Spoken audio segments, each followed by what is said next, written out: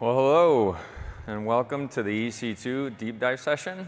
I know this is a later session in the day, and thank you for attending. Hopefully, you get a lot out of this session, and it's worth missing dinner or beers or what have you to be here.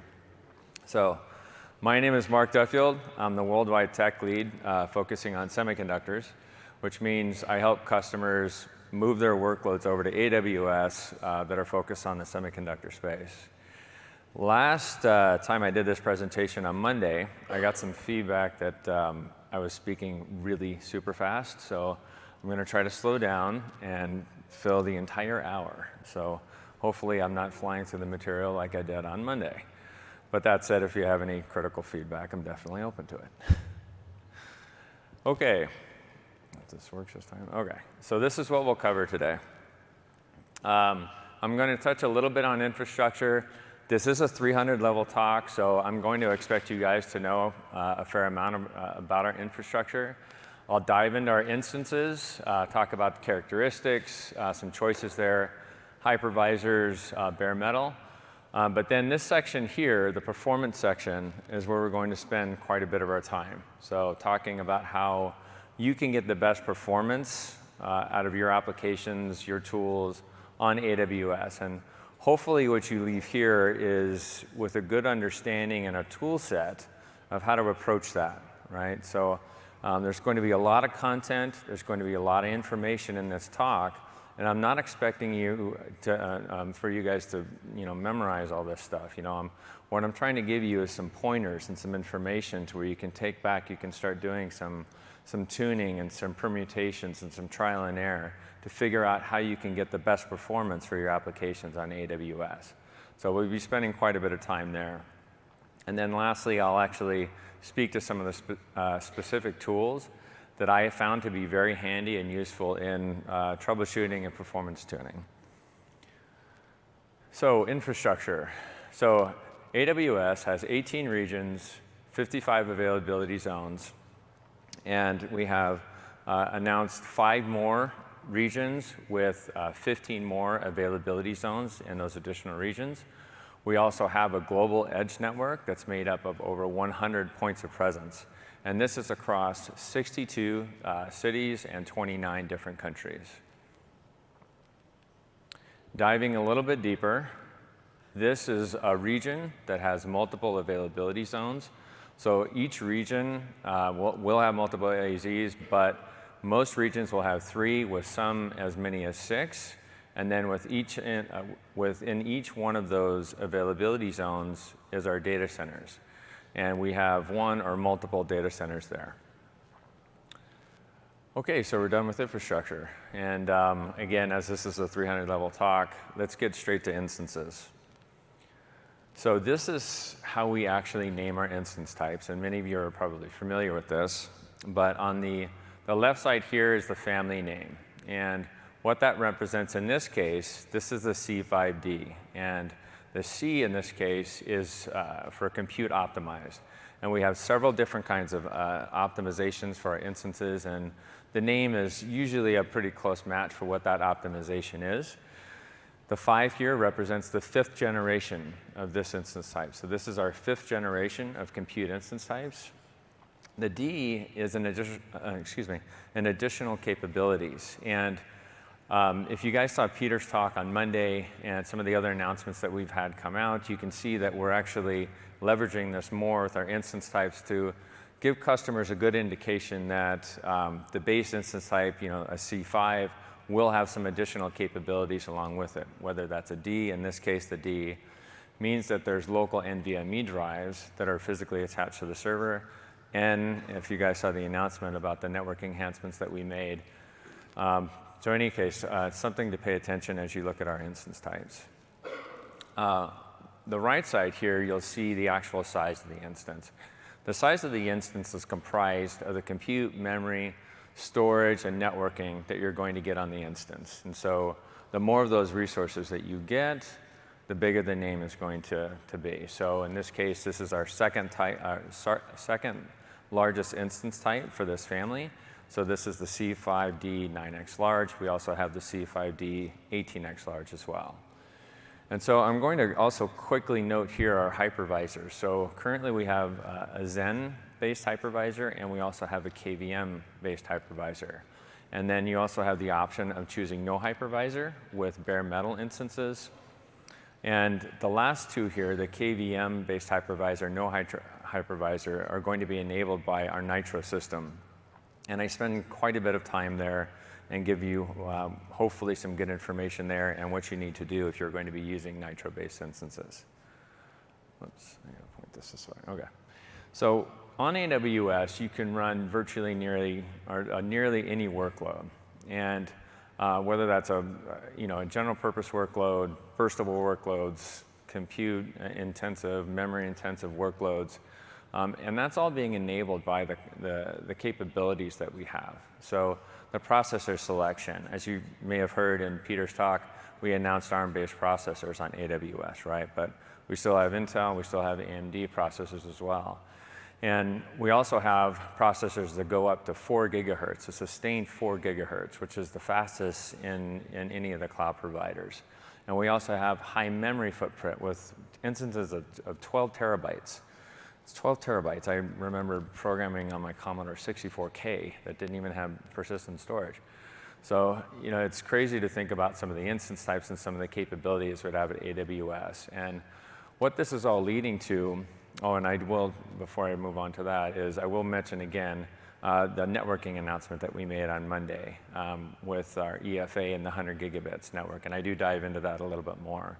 But what that all leads to is 175 different instance types that allow you to run virtually nearly any workload on AWS.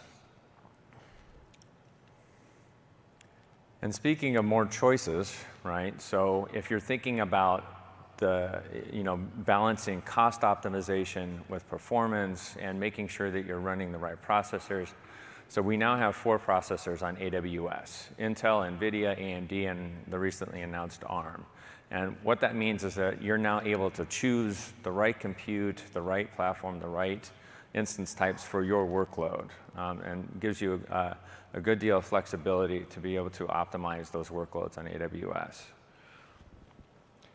More choices, okay? So with the NVIDIA, the NVIDIA Volta card, so allows for deep learning, but also allows for GPU accelerated computing as well.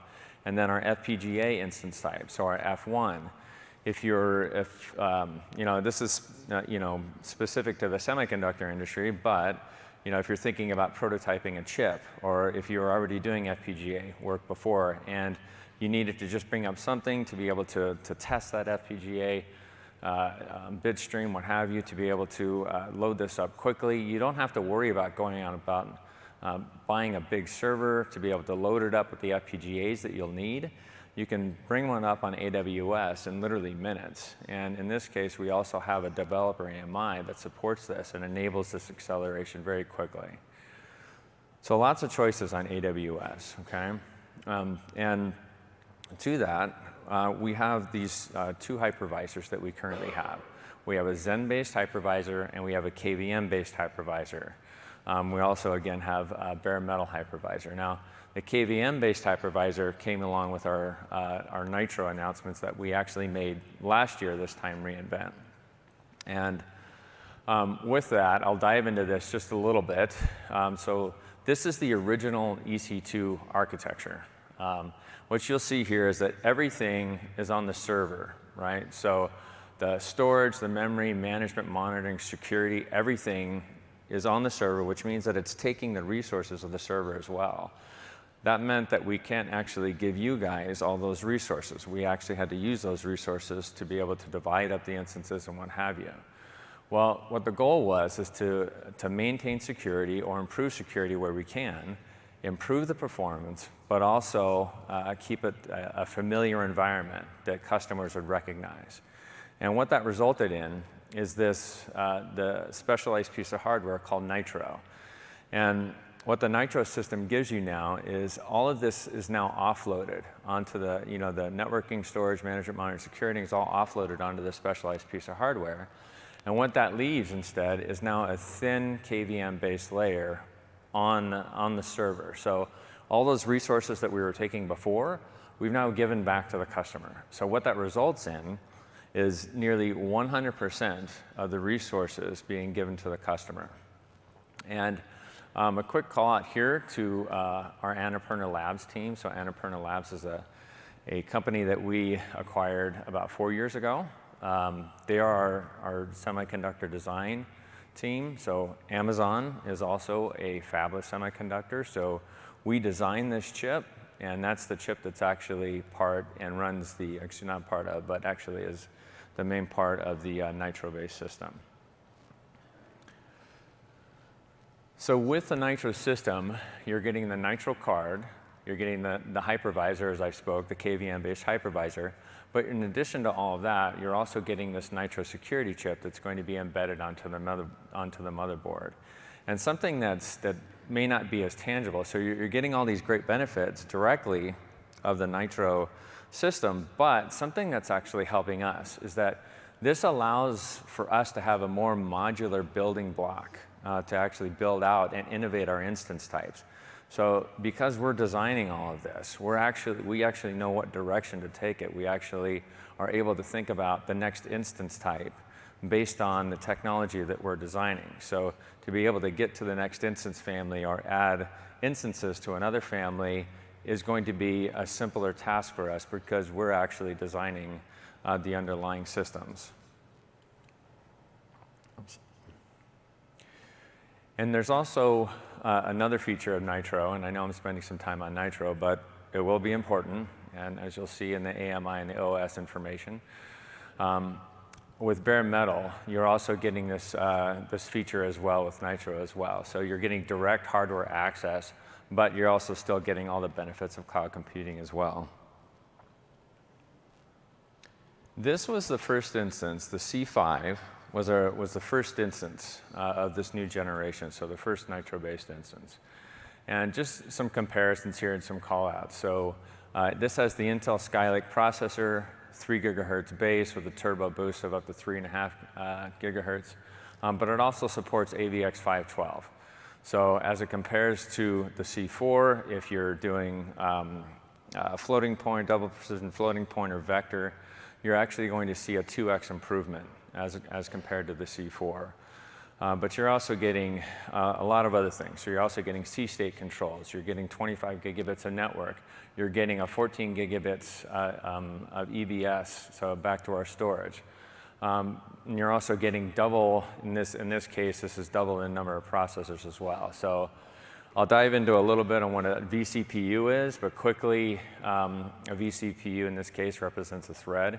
And whenever you see vCPU, cut that number in half, and that's going to be the total number of physical cores.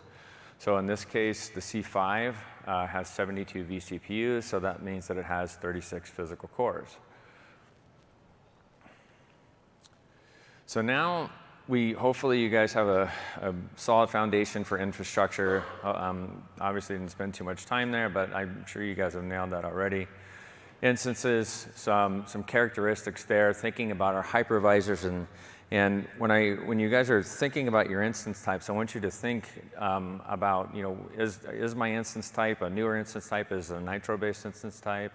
Am I still using one of our previous generation instance types with a Zen-based hypervisor?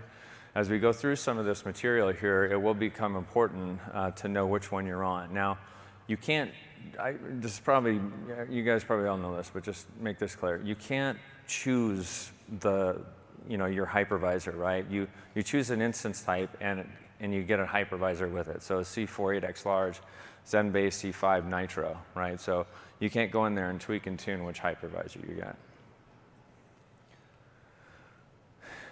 So when we talk to customers about performance tuning, the first thing that all customers want to do, and I've been in systems my whole life, and the first thing that I want to do is test with synthetic benchmarks.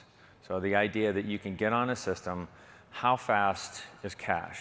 How fast is main memory actually going? I love to do I/O benchmarks, right? But what we'd rather have you do, and yes, there's going to be maybe some cursory testing, but try to get to testing your applications as soon as possible. And if you're running your application with 10,000 cores on-prem, try to run it at scale on AWS as well. Maybe 1,000 cores, maybe 100 cores, what have you. But really try to get to the point to where you're testing your application in a very similar scenario to the way you're running it on-prem, and try to do more of an apples-to-apples comparison with AWS. And what we found as customers do that they find that they start to see the paths. Right? They start to see, okay, well, this is working and this isn't, rather than getting some potential misdirection with synthetic benchmarks. So really try to get your application on AWS before, or maybe in parallel as you're doing some of the synthetic benchmarks. So before you can choose your instance, right? I know we've talked about instance types here, but even before you can choose your instance, you need to figure out what your AMI is going to be. So the AMI is going to have the operating system, customizations, libraries, tools, whatever you need to be able to bring up that instance to the point where it's going to run your applications or run your environment. And it's going to be critical here, as you'll see in the next few slides here, but it's going to be critical that you're choosing the right AMI or the right operating system information for your instances when you're launching. So a few places that you can actually choose your AMI, from the console, from the marketplace, and I haven't updated this slide. I don't know if you guys have seen this. It's really cool, actually. When you're actually going in to choose your AMI, we actually have the ARM AMI information there, which I think is really exciting. But in any case, AWS Console, Marketplace, third-party vendors, you have your own AMI, you have a VMware image that you want to import, all kinds of ways to get your AMI into AWS. Once you have that AMI, you can start building out things with commands, or you can use our SDKs. And this is working. You can see down here on the bottom of this command, you see all you need is the AMI ID, and you can start building out your infrastructure really quickly. So there are several choices out there that actually have what you need to be able to build out your infrastructure, that have some of the requirements that you need to run on both Nitro and Zen-based hypervisors. And this is a list that I have, but this link here at the bottom, point to here, I don't think I've pointed here in a while, but this link here at the bottom actually has a lot of this information on this, about these operating systems. But this is my recommended starting point. So if you're running any of these versions of operating systems, this is where I would start. And I'll dive in a little bit more about Amazon Linux and Amazon Linux 2 in the next slide. But please don't run on a 2.6 kernel. You're not going to see very good performance on AWS, and I'd be surprised if you're seeing very good performance on-prem as well. So you should see as much as a 40% improvement by going to a more current kernel. And this is even just using 3.10. But now if you're starting to talk about going to a 4.0 kernel, so a 4.14 kernel like Amazon Linux 2 has, you can see potentially even more performance. So keep that in mind as you're choosing your operating systems and you're choosing your AMIs. So this is Amazon Linux 2, right? So vendor support for Amazon Linux 2 is coming up to speed. We're working with all kinds of partners on this and ISVs to support Amazon Linux 2, but some great benefits that you get from Amazon Linux 2. And well, let me stop there. If you're writing your own applications, if you have the ability to choose what direction you're going with your operating system, I highly encourage you to test with Amazon Linux 2 if you're going to run on AWS. So let me dive into a little bit more about the AMI itself. So you're going to get lots of optimized settings for AWS, and tools are already built in. So the AWS CLI is already there. If you're using CloudFormation and you're sending signals back to let the stack know that your instances or resources are finished, whatever the configuration was, that's built in there as well. If you want to actually download this onto on-prem and start hacking this and start getting something to work before you actually start moving workloads over to AWS, you can do that as well here too. And it has 5 years of LTS, and it has ongoing security and maintenance and updates. And oh yeah, and one other thing. it's free. So there's that part. So, all you're going to be paying for is the resources that you're going to be spinning up with this, with this AMI. So you're not going to be paying for this, the operating system costs. So now we're going to shift a little bit into talking specifically about Nitro instances and what you're going to need to be able to run on Nitro instances. So one thing that we're trying to do a really good job of messaging is letting customers know that before you can run on Nitro-based instances, you will have to have a few things set up or installed. So you will have to have the ENA drivers and the NVMe drivers installed, and the AMI will need to be enabled for ENA support as well. If you don't have those, there's a good chance that the instance probably won't boot. Now, that said, there are a couple of different options. The operating systems that I had before in that list, and obviously Amazon Linux 2 and Amazon Linux is going to have what you need to launch on a Nitro-based hypervisor. Option 2, which is more work, and depending on how down rev you are, could be considerably more work, is you can use different instance types. You can use, you can use an image from an older instance type, one of our Zen-based instance type. You can use something, again, from on-prem, what have you, and just install the NVMe drivers, install ENA drivers, and then configure the AMI to have ENA support. One way that you can check to make sure that everything that you just did is going to work is use this script. And again, I have all these links at the end, and the slides are going to be on SlideShare, but this link down here at the bottom will give you a pointer to this. And when you run this, we're going to check for a few things. We're going to check if the NVMe drivers are installed. We're going to check if the ENA drivers are installed. And we're also going to check if the FS tab file is formatted correctly. So we need to make sure that the devices that you're actually going to be using for boot are in the correct format so the system can boot. And that's the checks that this script will do for you. And in addition to that, you also have to check that the AMI has ENA support. So this parameter here at the very end here, if for some reason this doesn't return true, if this returns not true or any other value, you'll need to go through these steps to make sure that you have everything built and installed and that the AMI is configured. So this URL here walks you through the process of building out the ENA driver, installing the ENA driver, and then also making the configuration change on the AMI after you've built the AMI. Okay, so some settings about Nitro. So now let's think about how we get to the point where we're actually tuning for your application. So you should have an instance type in your mind. Maybe you already are running on instances. You have a good idea of what AMI you're going to use. So let's start thinking about threads. And again, a vCPU is going to be a thread on an x86 physical core. So anytime you see vCPU, cut that number in half, and that's going to be the total number of physical cores. And this could be a concern for CPU-heavy applications, and what I encourage all of our customers to do is to test with both. So test with test with threading, and test without threading. And hopefully you can get a decent indication as to what your performance is going to do with both. And so that said, so one quick way to do this is with this command here.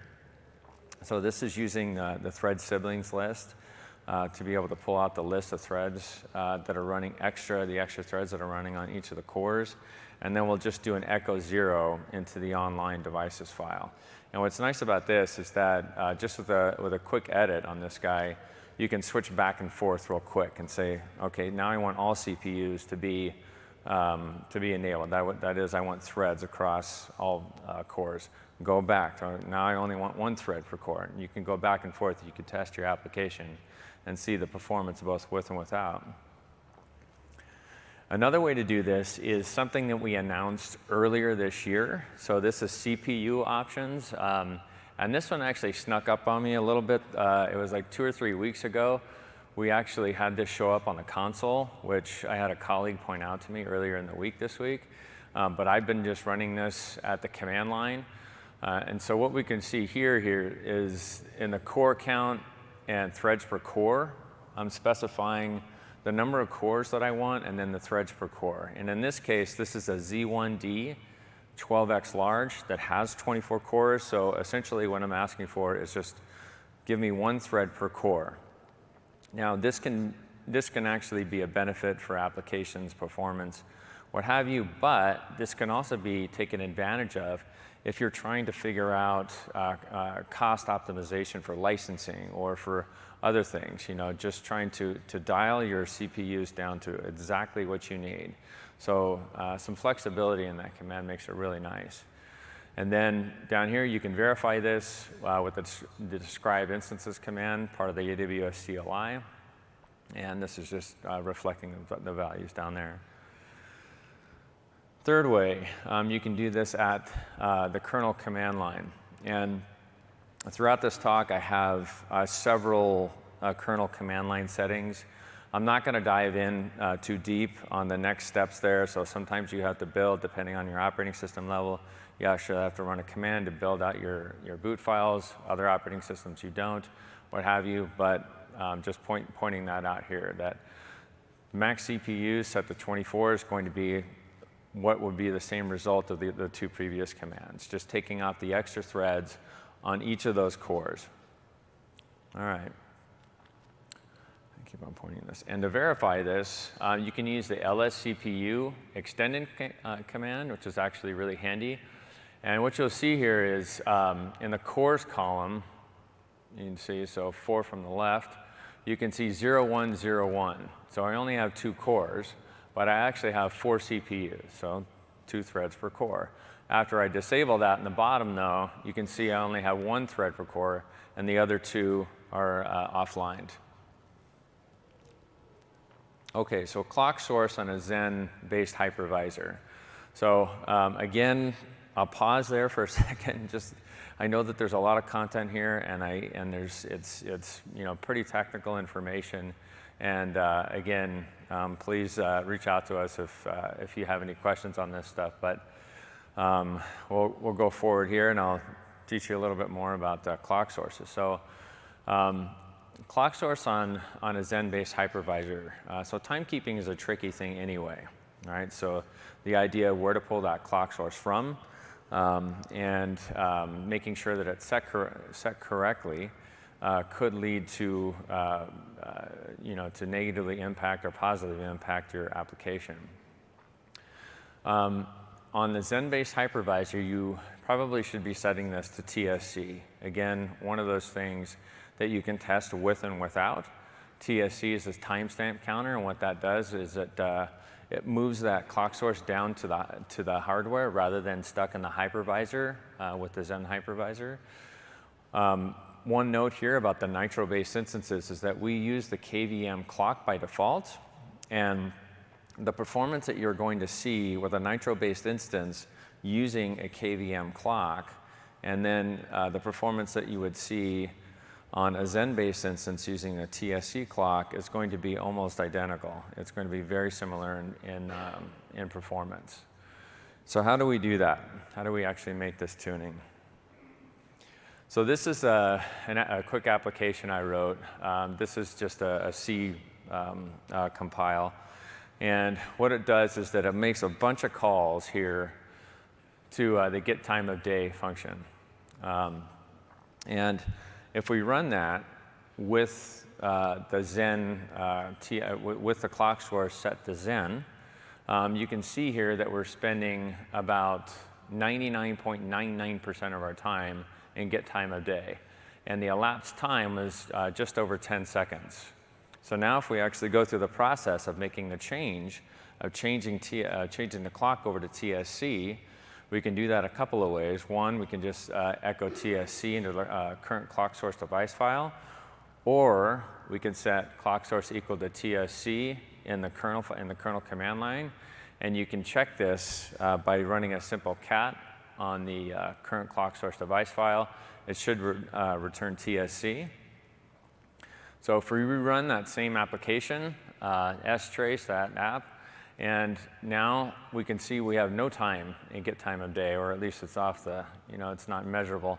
And our time has gone down all the way to just over 2 seconds. So have a look at TSC for the clock source on Zen-based hypervisors. Also, one note about setting this as well is this can actually help with networking performance as well. So if you have network-heavy applications, you might want to try this with and without TSC. Processor state control. So processor state control is available on some of our instances, and I have the list down here. But what it amounts to is that you'll need at least a socket on an Intel-based instance. And what is C state? What is P state? So C states are the sleep, essentially. And so when the processes are actually sitting idle, and this can actually negatively impact the performance on certain applications because latency applications are expecting those CPUs to be ready to go. But if they're sleeping, essentially they have to be woken up so they can actually run the next instruction. P states, which actually aren't available on Nitro instances because we handle that, the boost for you. But this is when a CPU's frequency is going to change up and down. And this, again, will depend on what the state of the other CPUs is going to be.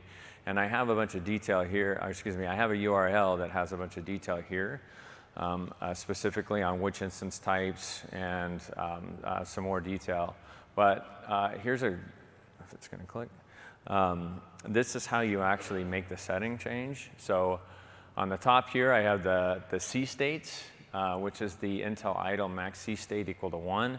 And then you can turn off turbo just at the command line just by saying yes to no here. You're essentially, that's what I like to think of it as, because you're saying echo 1 into no turbo. So you're turning off turbo here, and you set the C state up there to 1. So let's look at the performance differences there. So using turbostat, great utility. Stress, also another great utility. So you're running a turbostat on stress on just 2 CPUs. And you can see over here in the far left where the 2 CPUs are actually active. So this is on a C4 8X large, which has a gigahertz, a base frequency of 2.9 gigahertz. So you can see that our gigahertz are kind of all over the place here. But you can see we also have a lot of CPUs that are way over here in the C6 state, right? So if we make these changes and we rerun the same command, we can now see that the gigahertz are right down the line. So 2.9 across the entire system. And all of the CPUs are now in the C1 state, ready to accept these instructions. So those latency sensitive applications should respond much better and much faster. And so again, one of those things that you just test with and without these settings, but definitely have a look at this for performance. So Zen Spin Lock, so kernel locking. This is one of those ones that seems to fly under everybody's radar. When I talk to customers about this, they generally may have not heard about it, or they don't think it was important. But this one can actually get you some pretty quick performance without much work. So just setting a Zen no PV spin and disabling this allows you to get closer to bare metal locking, so CPU scheduling. So they're trying to get that time on the CPU, but it's not able to, so it's sitting there and it's spinning and it's spinning. Well, we don't want that to happen in the hypervisor. So if we get it lower than that, we actually get it closer to the bare metal, hopefully that's going to result in better performance for your applications. And this might be more applicable to older applications or applications that may not be able to handle threads quite as cleanly, but definitely something that should be looked at for Zen-based hypervisors. NUMA controls. So first off, you're going to need more than one socket. So if you're running on one of our smaller instances that's only on one socket, this is not really something to concern yourself with. But if you're running on one of our largest instances or our larger instances, this is something that you should definitely think about. So non-uniform memory access, and what that means is that we're trying to go from memory that's on one socket to a memory that's on another socket, and the amount of time to access that memory is going to be different, so non-uniform access. So how do we actually fix this? How do we control it? Okay. First thing, let's check out where our zones are. So LSCPU, grep NUMA, and that's going to work on either an Intel or an AMD. If you look at the application itself, does it fit in a single socket? Well, does it make sense to actually turn off NUMA awareness altogether? Again, one of those things that you should be testing with and without. But definitely, if it's running on a single socket, it might be a great candidate for disabling NUMA awareness. If you wanted to look at more fine-grained control, you can look at the NUMA control command. So the two commands that I have here, the top one binds to a particular node or zone, and then the second one is actually going to bind to a CPU or a set of CPUs. But this gives you a little bit more fine-grained detail, fine-grained control of your NUMA zones. Another quick call out here to networking tuning as well. So this can also be used to enhance networking and, again, for networking intensive applications, something to be considered as well. And user limits. I always leave this slide in here to remind myself that you have to remember to talk to your users first and talk to them about their limits first, because I can't tell you how many times, like specifically the stack size, we'll go to fire up an application and it fails miserably because we haven't done just basic user limit settings. So not too much detail here, other than just a quick reminder to everybody that have a quick chat with your engineers, your tool programmers, whoever they are. Just sit down with them and ask them about the requirements for their application. So definitely something to be thinking about as you're doing performance tuning on AWS. This isn't a storage talk. But I will dive in a little bit about instant store. So I got some feedback from the last talk that I should have gone real deep on EBS. EBS, is I would consider to be a fairly deep storage topic because if you talk about EBS, you have to talk about all of the storage options on AWS, which is a lot. So let's talk a little bit about instant store. So this is temporary block level storage. And what does that mean? That means that if you shut down the instance or if you terminate the instance, that data is gone. If you reboot the instance, the data will persist. But again, if you shut down the instance or if you terminate the instance, or if there's a failure on the instance, you're going to lose the data that was on those disks. So if you have data that is important, if you have data that you need, move that data off to a persistent store as soon as possible, whether that's an EBS volume, S3, somewhere else that you know that you have that data backed up and somewhere that you can actually get to. You can add some local durability here, as I point out here in the bottom right, with a RAID set. So pick your RAID flavor, 1, 5, 6, 10, whatever the case is, to be able to build out some local durability. But that still doesn't protect you from being able to withstand a termination or an accidental termination, an intentional shutdown or what have you. So again, if your data is important, please move it off to a persistent store as soon as possible.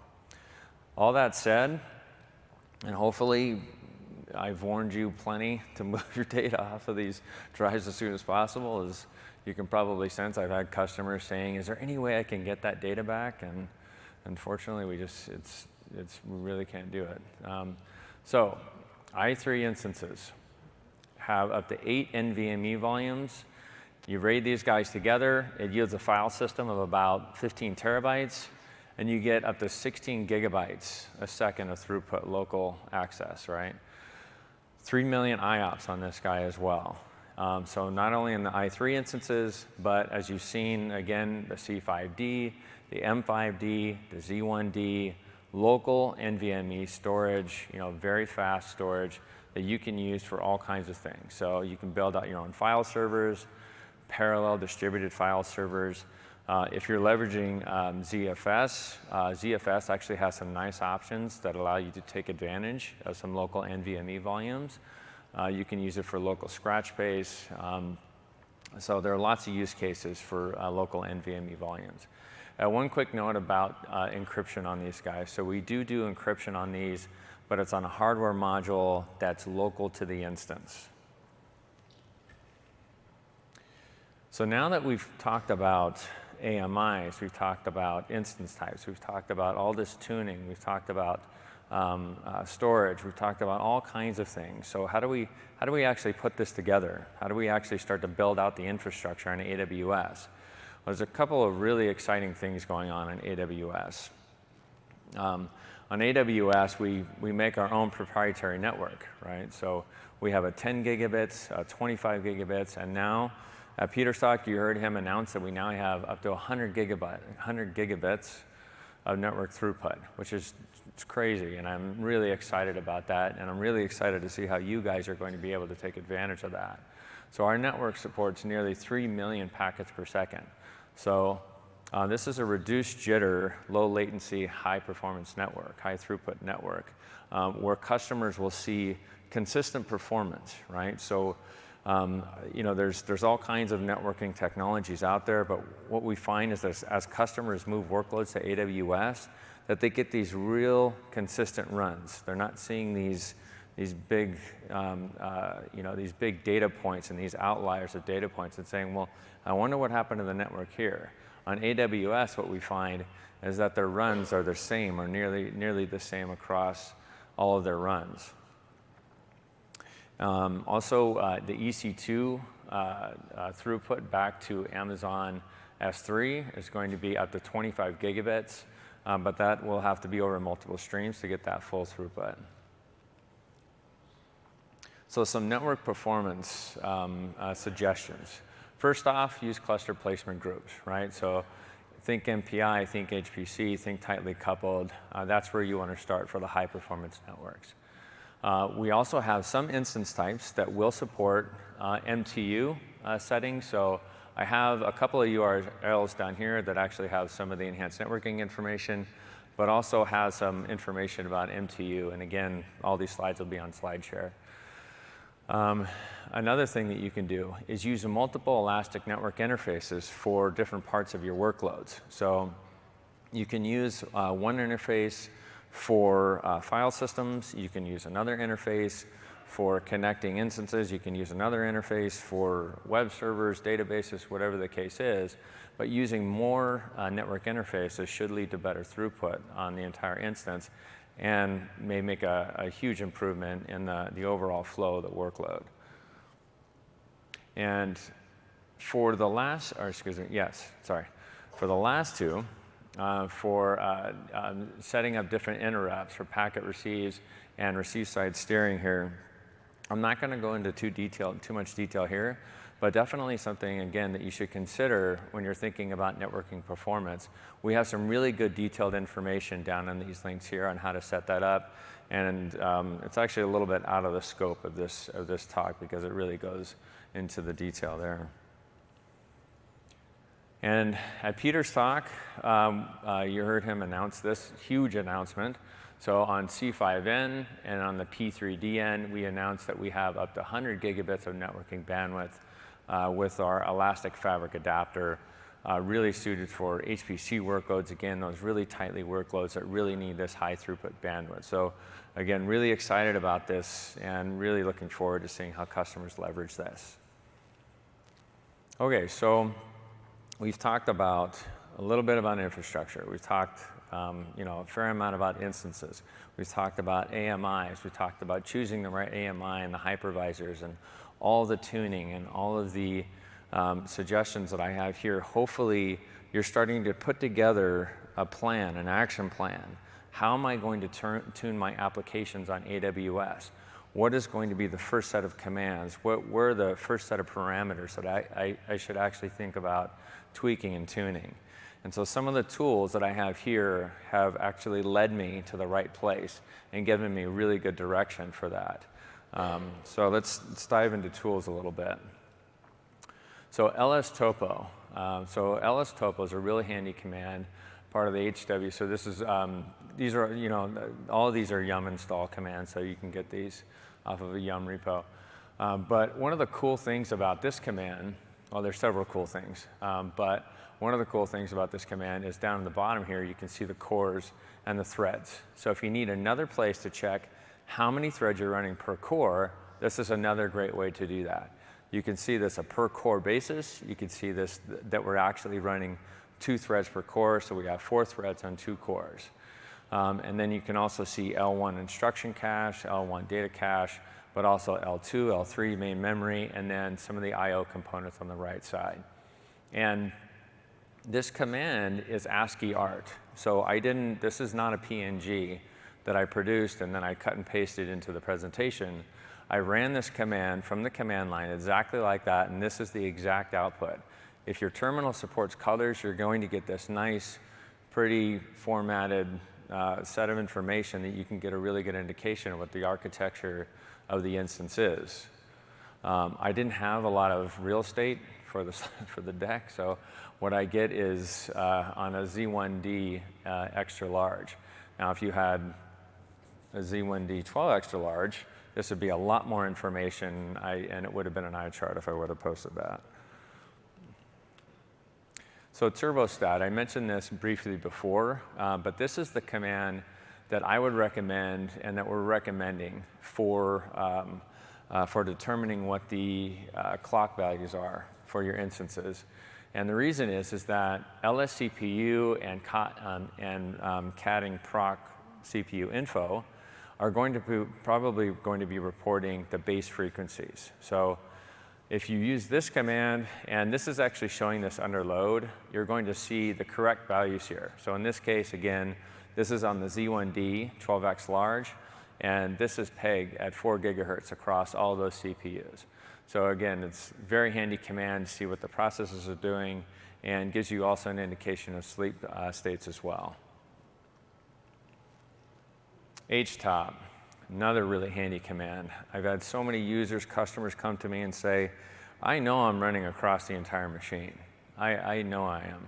And we fire up HTom, and they're literally all in one core. And what they thought was a multi-core application was a single core, not even a multi-threaded application, right? So it gives you some real good quick indication, and I consider this to be a visual representation, even though this is a command line tool, of what's going on with the system, of what's going on your core. So this is again on a Z1D 12x large.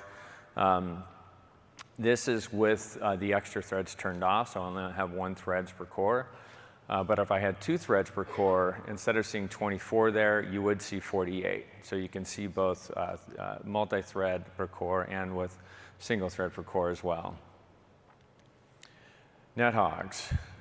Again, another very handy command that I've used. I've seen customers come to me and say, all this bandwidth is going nowhere. I have no idea where this is going. You look at their CloudWatch logs, and you can just see their networking going through the roof.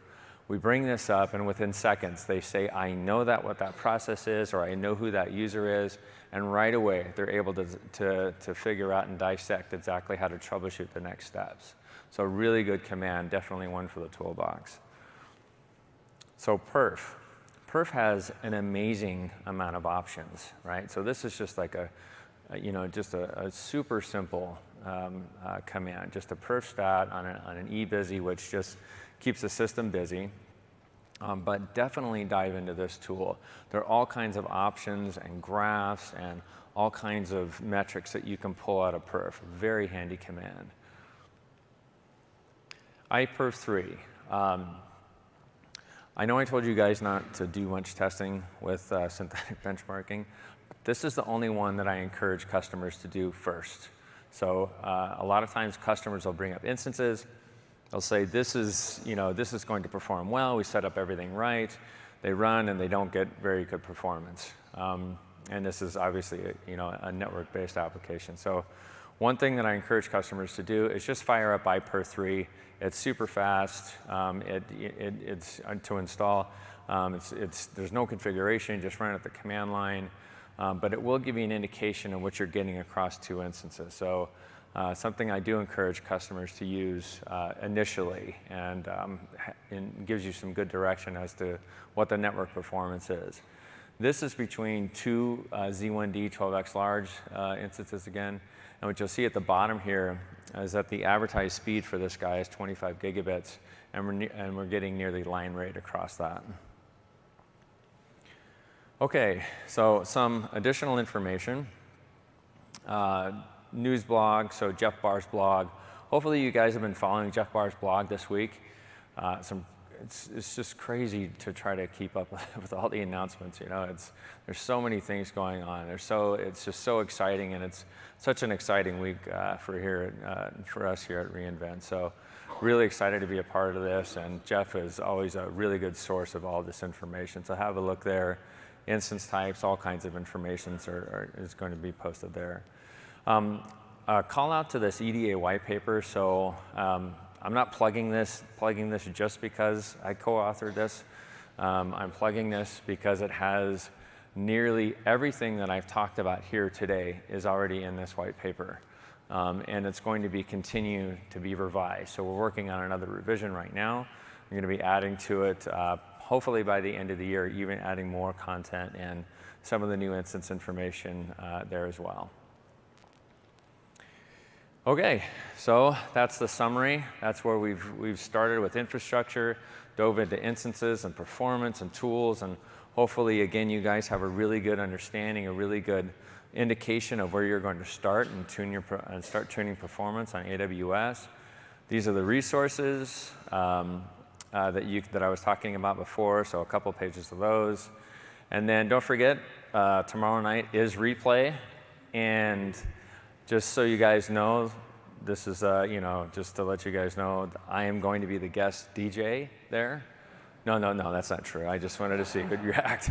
Yeah, you guys still awake? Okay, good. I'm not going to be the desk DJ. In any case, show up to replay, have a good time.